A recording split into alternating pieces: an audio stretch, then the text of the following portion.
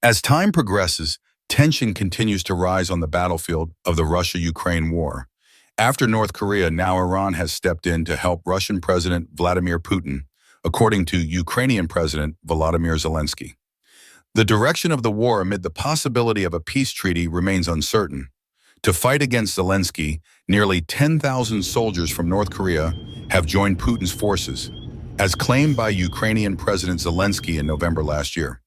However, the Kremlin has not responded to these allegations. North Korea has stated that its military provisions allow its soldiers to fight for other countries. Initially dubbed a military operation, Russia's battle against Ukraine later turned into a full-scale war, now in its third year. The former U.S. President Joe Biden fueled the conflict by providing military support to Ukraine, standing by Zelensky.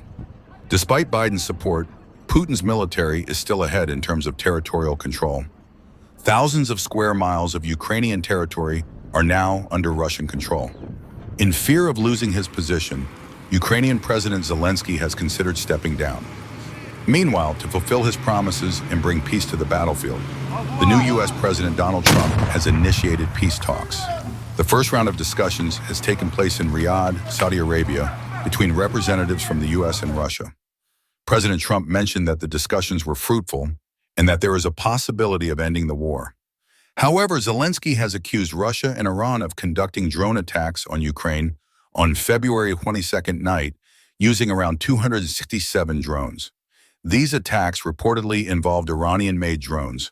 This information was confirmed by the media on February 23rd.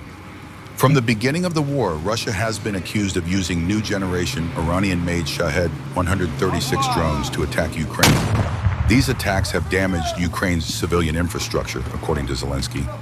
Recently, the U.S. displayed several Shahed 136 model drones at a military base in Maryland, claiming that these drones were used by Russia against Ukraine.